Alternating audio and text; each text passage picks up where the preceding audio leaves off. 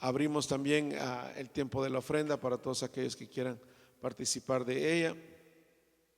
El Señor bendiga la vida de todos aquellos que siempre bendicen esta casa de diferente manera. Que el Señor les bendiga, hermanos queridos, una vez más, a aquellos que lo hacen presencialmente o a través de diferentes modos.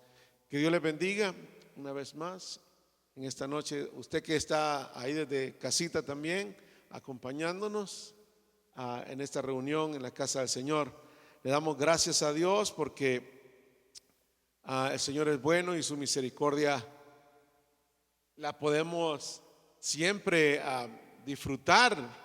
Siempre damos gracias a Dios porque de alguna manera o de otra Él siempre llega a nuestra vida justamente cuando lo necesitamos. Esta noche queremos darle gracias a Él por tantas cosas que Él ha hecho posibles en nuestra vida. Y en esta noche yo quiero enseñar algo muy interesante, pero antes vamos a darle gracias a Dios por este tiempo que acabamos de tener. Padre, te damos gracias esta noche por la oportunidad que nos da, Señor, de podernos acercar delante de tu trono con alabanza, con adoración, Señor, con ofrendas, con un corazón, con una nueva vida que tú has hecho posible, Señor, en nosotros. Estamos agradecidos contigo, Señor, por la oportunidad de estar en tu casa, y aquellos, Señor, que que por algún motivo no han podido estar con nosotros, te pido que los bendigas también a ellos, que los guardes, Señor, y que pronto estemos juntos adorando y bendiciendo tu nombre. Gracias te damos, Señor, en esta noche. Te pedimos que tu palabra añada conocimiento a nuestro ser, que nos dé peso, Señor, que afirme nuestra fe, que nos enseñe el camino, que nos dé seguridad, Señor, en el camino en el que estamos, Padre, mientras aprendemos de tu palabra. Gracias te damos una vez más. En el nombre poderoso de Jesús decimos amén, amén y amén. Esta noche quiero hablar algo muy interesante. Ustedes saben que el día de ayer todo el mundo, bueno, no todo el mundo, pero muchas naciones estuvieron celebrando lo que comúnmente se conoce como el Día de las Brujas. Así le conocen en Latinoamérica. En Estados Unidos se llama de una manera diferente, pero pues la gente participa en lo mismo, con la misma intención de representar algo, una fantasía o algo que ellos, pues a alguien quien ellos admiran, o pues en el caso de los niños, pues ellos no se visten solos.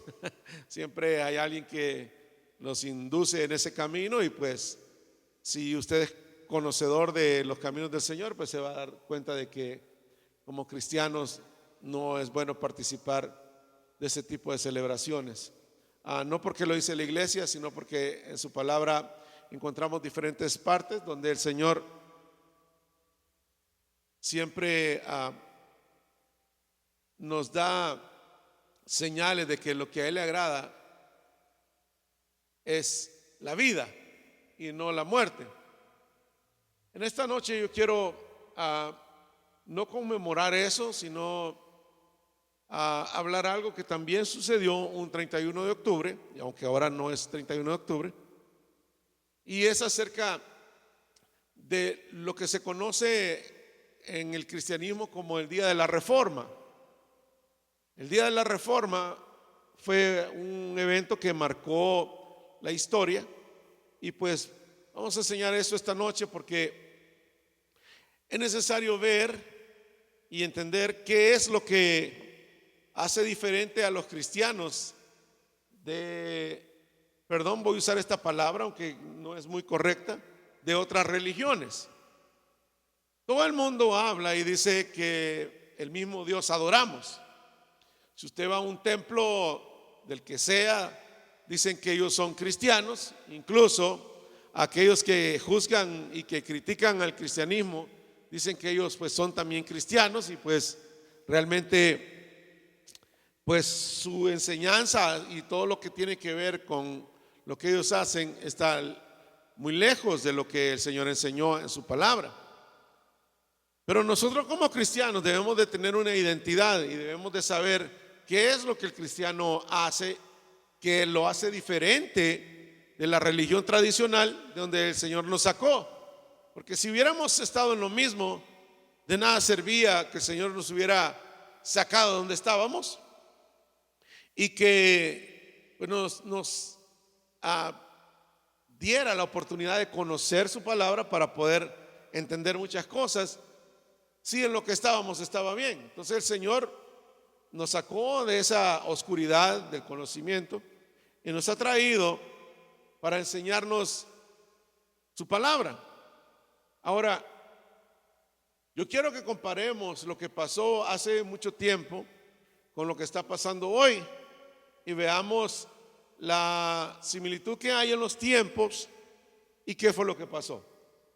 Hace muchos años había un hombre llamado Martín Lutero, que él era pues de la religión tradicional, pero él tenía acceso a la palabra de Dios.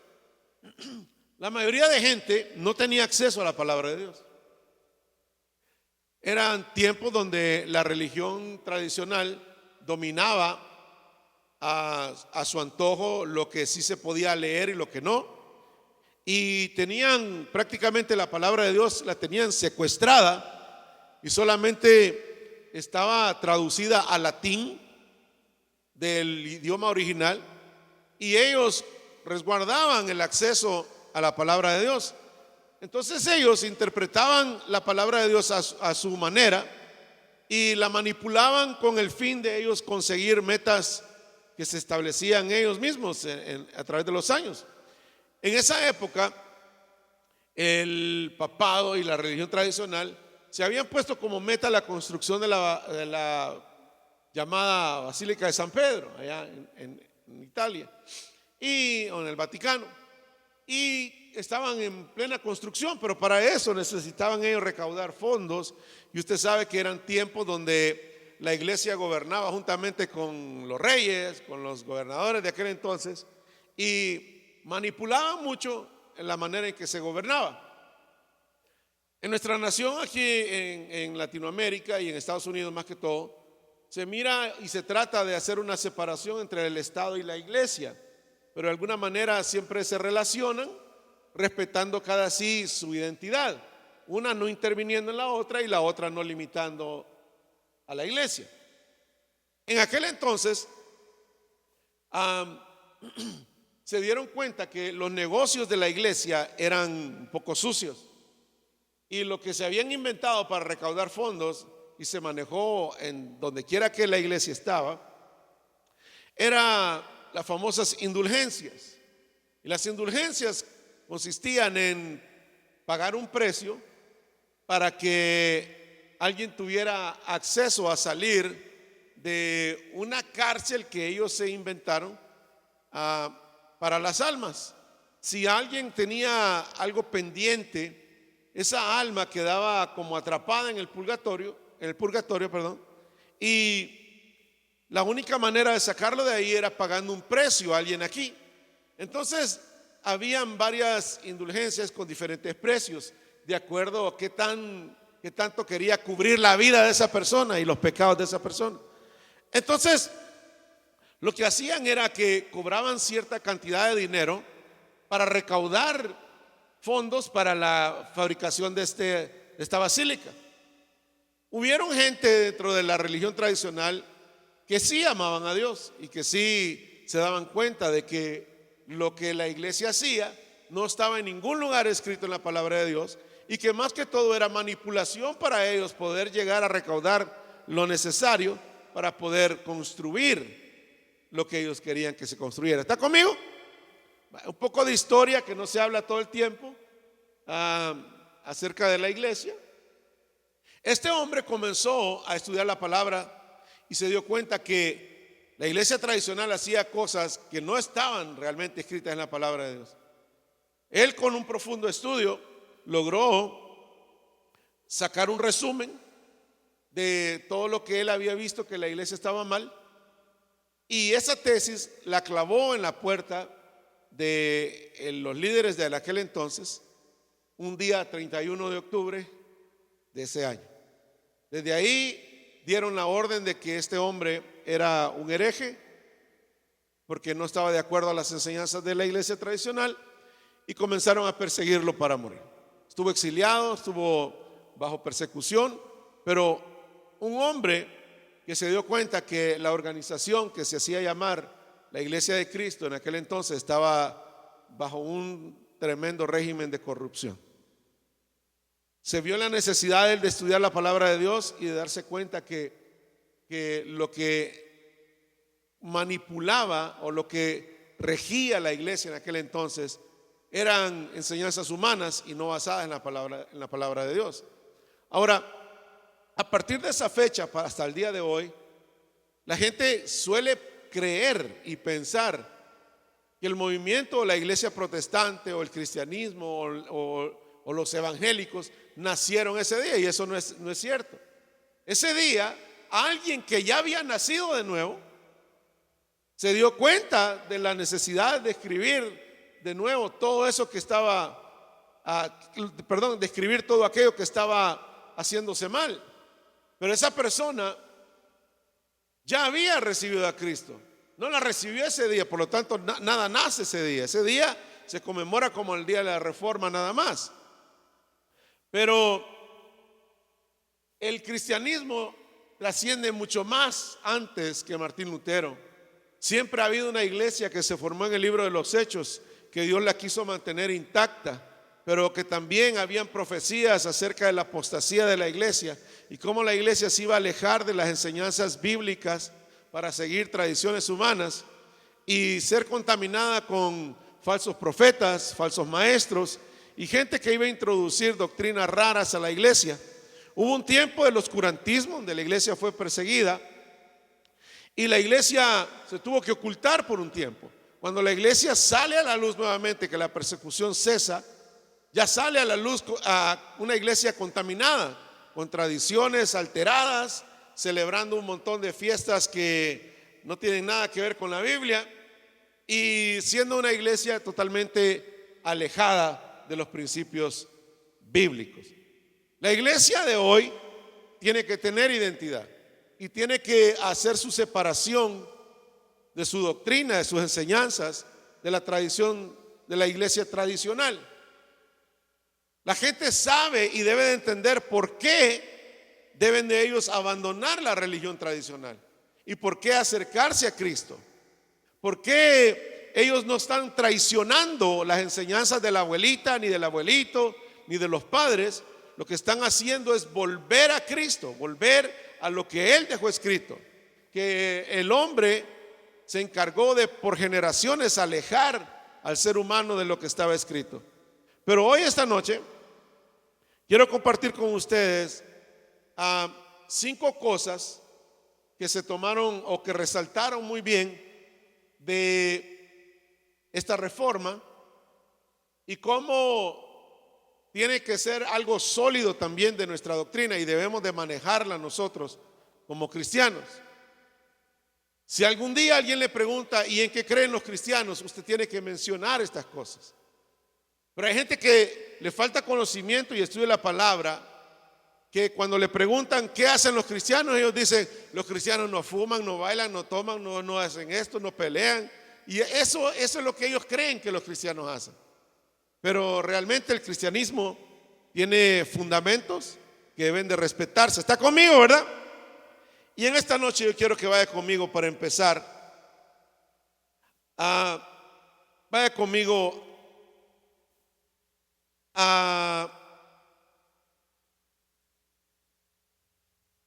vamos a ir a Romanos capítulo 10.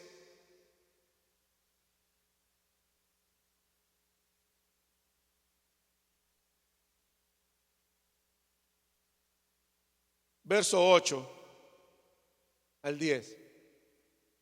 De esa reforma nacen 5 puntos que se conocen como las 5 solas. Se le llama solas porque se dice que es una sola fe. El cristianismo, la iglesia de Cristo, tiene que manejar una sola fe. Pero el asunto, para poder entender esto, hay que darse cuenta que todos estos puntos iban dirigidos hacia la salvación, porque era lo que estaba siendo puesta en duda en aquel entonces, porque ellos vendían la salvación y alteraban y decían: no, pues usted, su fe tiene que ser en esto para que se salve, usted tiene que hacer esto para que se salve. Entonces, el que hizo estos estudios se dio cuenta de que la iglesia tenía que ser una sola fe, tenía que tener una sola fe, y se escriben las 5 solas, y quiere decir una sola escritura, solo Cristo, solo la fe, solo la gracia, solo la gloria a Dios. Con esos 5 puntos, la doctrina de la iglesia se revolucionó. Pero no era de que ahí se descubrieron, no. La escritura o la Biblia ya hablaba de estos 5 puntos. Lo que pasa es que nadie había tenido valor de sacarlas a la luz y confrontar la religión tradicional para demostrarles lo erróneo que estaba respecto a esto. Ahora, en Romanos 8, es el 8, ¿verdad? 8, 10:8, dice: ¿más qué dice? Cercana está la palabra en tu boca y en tu corazón. Y dice: esta es la palabra de fe que predicamos. Amén. Esta es la palabra de fe que predicamos. ¿Qué dice después? Que si confesares con tu boca al Señor Jesús y creyeres en tu corazón que Dios le levantó de los muertos, serás ¿qué? Salvo. Dice la palabra que con la fe se cree.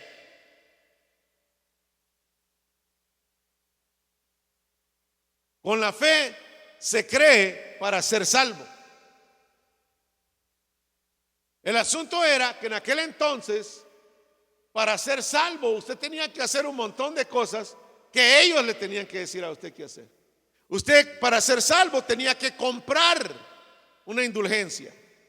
Para ser salvo, usted tenía que pagar un precio para que le dieran ellos un papel firmado con el hombre que según era como Dios y que no fallaba y que era infalible, y le daba un papel firmado diciéndole que usted estaba perdonado por los últimos 5 años de pecados.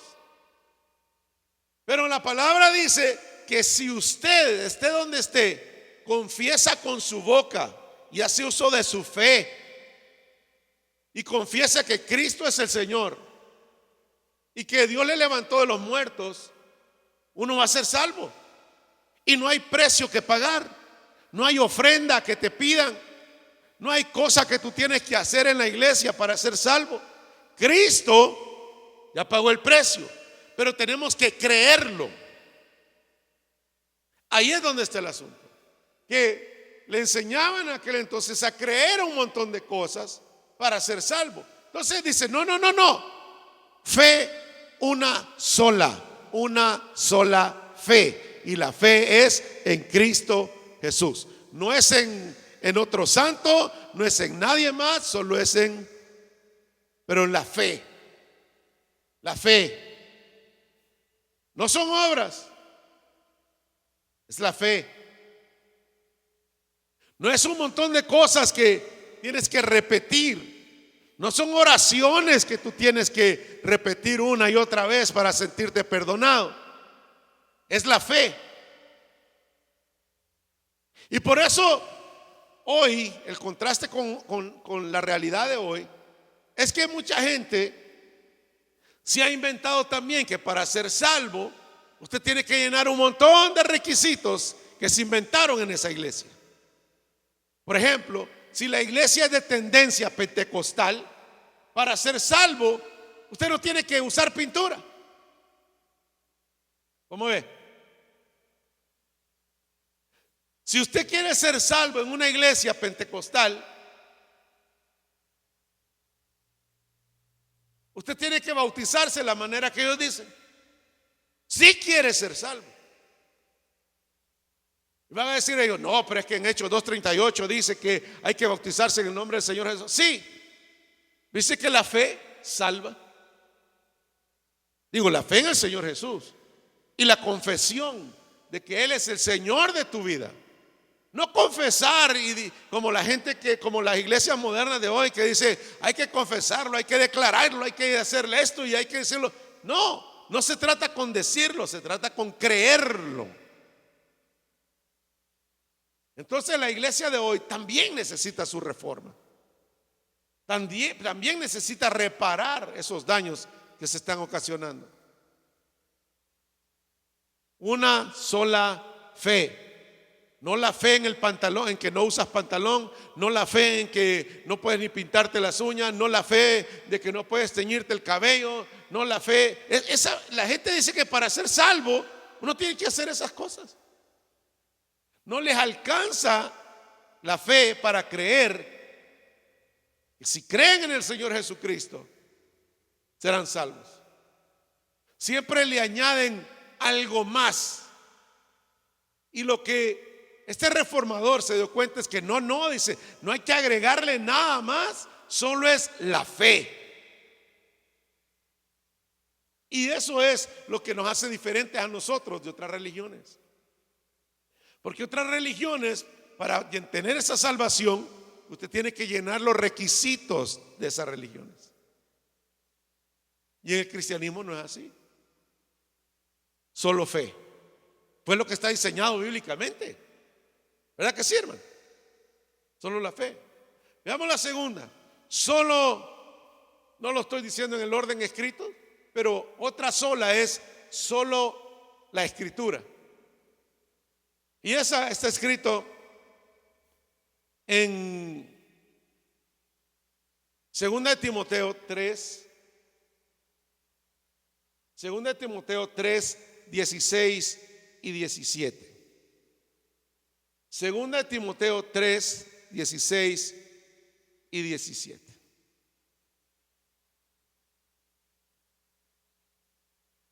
Segunda de Timoteo 3, 16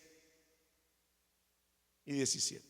Dice, toda escritura, dame la Reina Valera 60, por favor. Que es la que tenemos todos, pues por eso pido ese primero. Ahí está, dice, toda la escritura es inspirada ¿por quién? Por Dios. ¿Quién inspiró? Toda escritura. Los cristianos nos basamos solo en la palabra de Dios. No tenemos el libro 1, el libro 2, el libro de primavera, el libro de otoño, el libro del verano, el libro de todo eso que otras religiones tienen. Hay religiones que tienen el otro evangelio de Jesucristo, ¿se imaginan?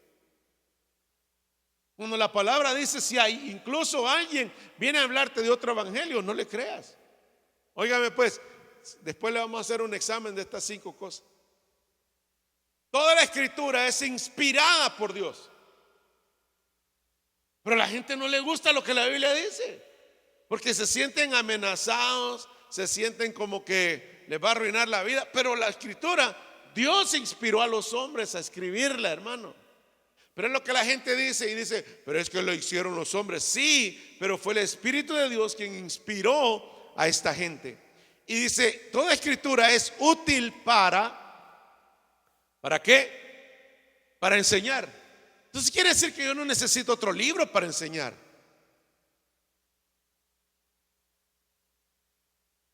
Yo no necesito sacar un libro para poder enseñarle a usted. Dice, toda escritura es útil para redarguir, para demostrarte dónde estamos malos, dónde estamos mal. La Biblia es suficiente.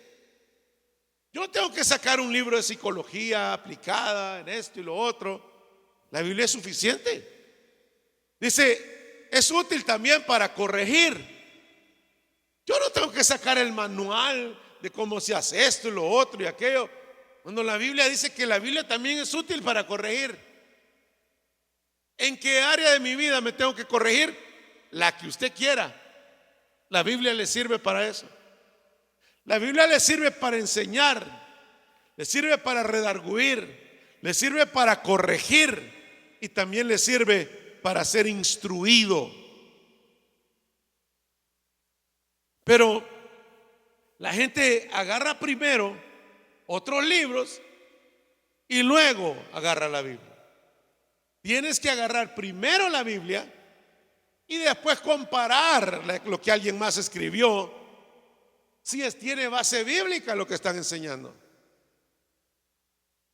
Hay un montón, no sé si todavía alguien se acuerda, pero hubo un tiempo donde aparecían videos por todos lados de gente que había ido al infierno y había regresado. Unos que fueron al cielo y vieron un reloj grande y regresaron. Fíjese, y en la Biblia no hallamos apoyo para ese tipo de cosas. Dice uno, llegó a tal extremo uno, que dijo que había ido al infierno y que había visto al Chavo del Ocho quemándose en el infierno. No vio a Roberto Gómez Bolaños, al ser humano, sino vio al Chavo del Ocho, hermano. O sea, lo vio quemándose así. Imagínense, hermano.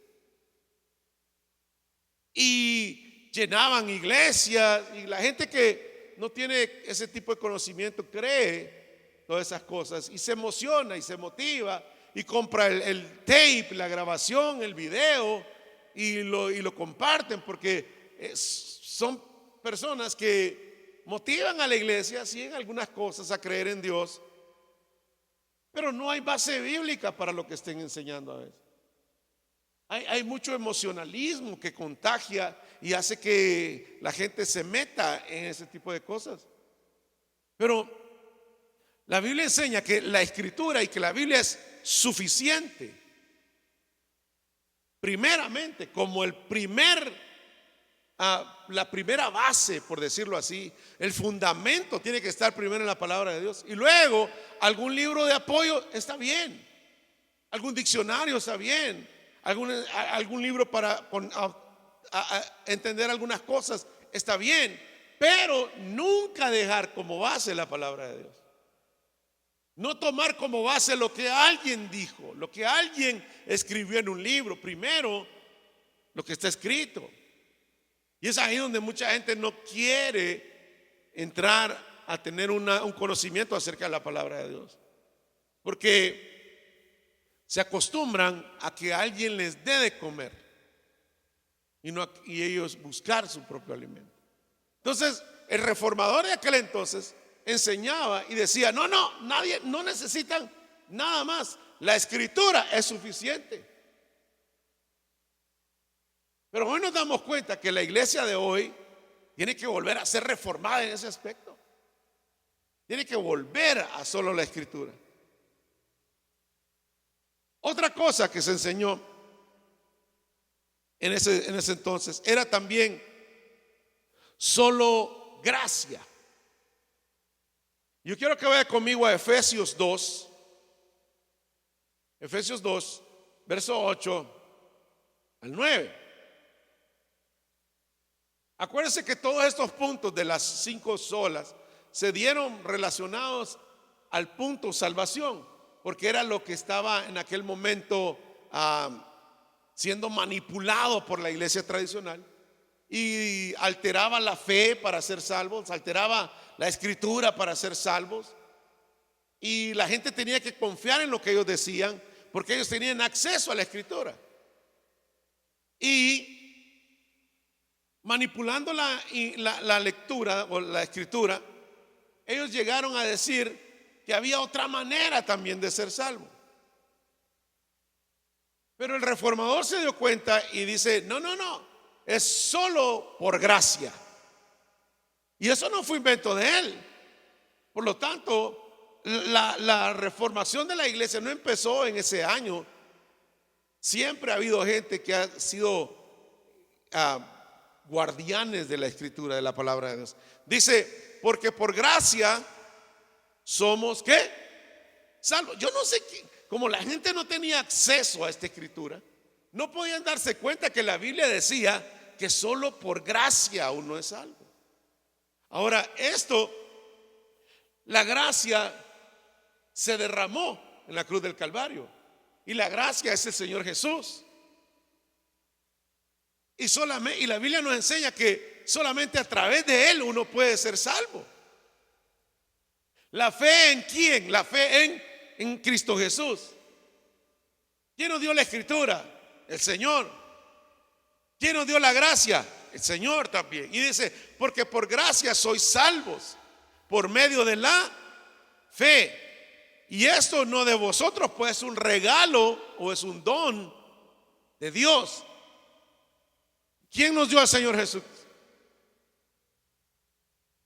Nos lo dio el Padre, nos lo dio Dios. Fue un don, un regalo que no merecíamos, porque nuestra manera de vivir no le agradaba a Dios. Sin embargo, Él nos dio la salvación cuando menos la merecíamos. Todos nosotros en nuestra actualidad, nuestra vida estaba perdidísima.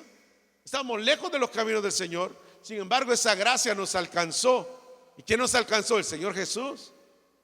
Y nos dio de su gracia y nos perdonó. Y al creer en Él somos salvos, pero solamente por la gracia. No hay que hacer toda la lista de cosas que ellos dicen que hay que hacer. No hay que dar las cantidades de dinero que ellos piden para que la gente se sienta salvo. No, si el Señor le da sanidad a alguien, es por gracia. Si el Señor hace algo posible, es por gracia. Si el Señor, hermano, se mueve entre nosotros y nos alcanzó, fue por gracia, no porque lo merecíamos. Sin embargo, la iglesia tradicional enseñaba que había que merecer la salvación. Había que esforzarse, había que comprar indulgencias, había que llenar ciertos requisitos, había que estar al servicio de la iglesia, había que someterse a lo que ellos opinaban acerca de cómo ser gobernados. Porque llegó a ser tan grande la manipulación de la iglesia tradicional que, usted sabe, dominaba a los gobernadores, a los reyes, y los imponía también. Llegó a tal punto que se llegó a conocer los reyes de España como los reyes católicos, hermano. No quería mencionar el nombre, pero ya lo dice. Pero era tanta la manipulación de la salvación, pues, que ellos enseñaban que había que hacer ciertos requisitos para poder entonces alcanzar la salvación. Como la gente no tenía acceso a la palabra, creían lo que ellos decían. Pero ellos, siendo contaminados por sus propios deseos, hacían una serie de cosas para recaudar, ya le dije, los fondos para la construcción de ese lugar. Entonces, cuando se vieron descubiertos de esa manipulación, a este reformador lo persiguieron y quisieron pues acabar con él. Ahora, otra de las cosas que la palabra enseña, o que de esas 5 famosas solas, es solo Cristo. Ya vimos, mire, solo Escritura. Ya vimos solo la fe. Ya vimos solo la gracia. Yo sé que los conceptos son más amplios, pues yo solo estoy resumiendo un poquito. Y el cuarto sería solo Cristo. ¿Cuál es la cuarta? Solo Cristo. Y dice, ya le digo en dónde. Hechos 4:12. Hechos 4:12.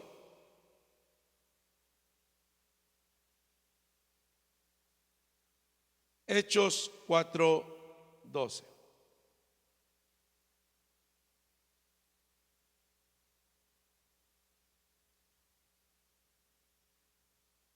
Hechos 4:12.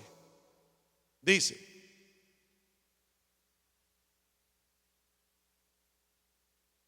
Hechos 4:12.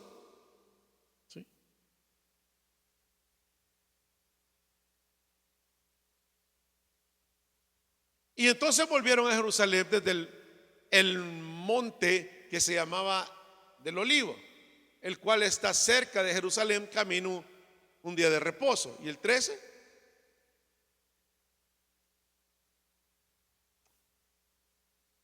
No, sí, 4:12. Correcto.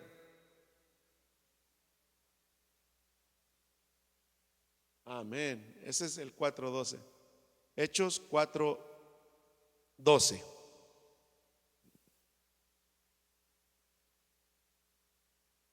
El cuarto punto era solo Cristo. Y dice, y en ningún otro hay salvación. Porque no hay otro nombre bajo el cielo dado a los hombres en que podamos ser ¿qué? Salvos. Otra vez. Pero la religión tradicional enseñaba pues que si usted le pide a tal santo, está bien. Si usted le pide a tal aquí, está bien. Si usted le pide a otra cosa, está bien. Si usted pide en el nombre de esto, pues no hay problema. Y había un santerío, hermano, a quien la iglesia sugería que se le orara, cosa que todavía la gente lo sigue haciendo. Pero ignoran Hechos 4:12, y en ningún otro hay salvación. Porque no hay otro nombre bajo el cielo dado a los hombres en el que podamos ser salvos. Pero ellos manipulaban otra vez la salvación. Y decían, no hombre, si no, usted, el líder te puede salvar. Él te va a perdonar. Él te va a firmar un papel para que seas perdonado. Mira, ahí va el nombre de él, es el que cuenta. La firma de él es la que vale. Ahí mira, ahí está el sello. Ya ves, mira quién te lo firmó. Entonces ya estás perdonado. Dice la Biblia, no hay otro nombre al pie de tu declaración de salvación. Si no la firmó Cristo, no cuenta. Si no dice ahí Cristo, ¿verdad? O Jesús de Nazaret, no vale. Y ese es el asunto, hermano, que la religión de hoy, no solo la religión tradicional, te pone ciertos requisitos para alcanzar la salvación. En algunas religiones tienes que meter horas predicando para poder cumplir ese requisito. Tienes que participar de un montón de cosas para sentirte salvo. Tienes que dejar de usar, decía yo, perfume o un arete o un anillo, una cadena, algo, porque si no puedes perder tu salvación. Es lo que enseñan ellos. Pero no, dice, solo hay el nombre de Jesús. Solo hay un nombre por el cual nosotros podemos ser salvos. Ahora mire, esta debe ser la doctrina básica pues del cristianismo. Sí, que Cristo murió en la cruz del Calvario, todo eso cuenta, claro que sí. Pero eso es lo que nos hace diferente, porque mire, las otras religiones también creen que Cristo murió en la cruz del Calvario. Y nadie se lo va a negar, que Él murió en la cruz, que Él murió en la cruz. Pero lo que pasa de ahí para manipular la salvación era lo diferente. Entonces, hubo otra sola de esta renovación que decía solo la gloria a Dios. Una era solo la Escritura, solo la fe, solo Cristo, solo gracia, y la última era solo a Dios la gloria. Y como nosotros como cristianos es lo que queremos hacer, es nuestro objetivo darle la gloria a Él, caemos mal cuando siempre andamos queriéndole dar la gloria a Dios y las otras religiones pues tienen su otra manera de darle la gloria a algo más. Y reconocen a otro santo, a otro como el milagroso, la milagrosa. Y no le dan crédito a Dios de que fue Dios el que hizo los milagros. O que tal, vengo a darle gracias porque me salvó de aquello que me iba a pasar. No, te salvaron en la cruz del Calvario y quien te salvó fue Cristo. Por lo tanto, hay que darle la gloria a Dios por lo que Él hizo. Pero la gente está confundida. La gente prefiere darle la gloria y reconocimiento a algo más y no a Dios. Pero dice el Salmo 115:1. Salmo 115:1.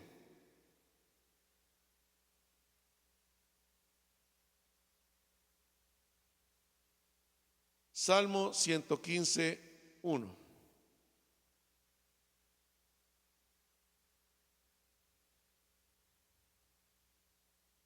¿Qué dice? Salmo 115:1. Dice: no a nosotros, oh Jehová, no a nosotros, sino a qué, a tu nombre la gloria, por tu misericordia y por tu verdad. Sea Dios veraz y todo hombre mentiroso, dice la palabra. El hombre no tendrá misericordia de otro hombre. El salmista David dijo: es mejor caer en las manos de Dios que en las manos de los hombres, porque Dios es un Dios de misericordia. Pero otra vez la iglesia tradicional tenía manipulado la gloria de Dios y querían que se glorificara aquellos grandes templos que construían y que la gente hiciera: mira qué maravillosa la construcción. Y todavía la gente sigue admirando esas construcciones arquitectónicas. Y la gente se toma fotos: mira la iglesia, mira esto y lo otro. Y quieren que le den la gloria y reconocimiento, y mira qué tan grande, y mira qué bonito esto y lo otro. ¿Y Dios? ¿De qué sirve una iglesia construida, bonita así, si Dios no está?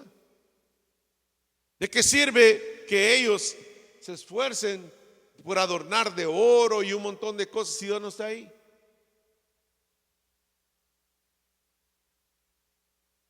Sigue pasando el día de hoy. La gente quiere reconocimientos. La gente anda buscando un escenario. Los que ministran la alabanza andan buscando todo el tiempo que la gente reaccione a lo que ellos hacen en la alabanza para sentirse que valió la pena lo que hicieron. Todo el mundo anda buscando reconocimiento, que le digan qué bonito predica, qué bonito canta, qué bonito esto, qué bonito lo otro, qué bonito ora, qué bonito. ¿Y Dios? El salmista dijo: no, Dios, a ti la gloria, a nosotros no, nosotros no. La gloria sea para ti. Pasó un milagro, gloria a Dios. Me dieron el trabajo, gloria a Dios. Se abrió esta puerta, gloria a Dios. Se cerró aquella, gloria a Dios. Pasó algo bueno en mi vida, gloria a Dios. Pasó algo que no está muy bien, gloria a Dios también. Pero la gente en aquel entonces era manipulada por la religión tradicional. Por eso entonces las 5 solas vinieron a ser pilares de una iglesia que había vuelto a Cristo, que había vuelto a la Escritura, que había vuelto a la gracia, que había vuelto a la fe, que había vuelto a darle la gloria solamente a Dios.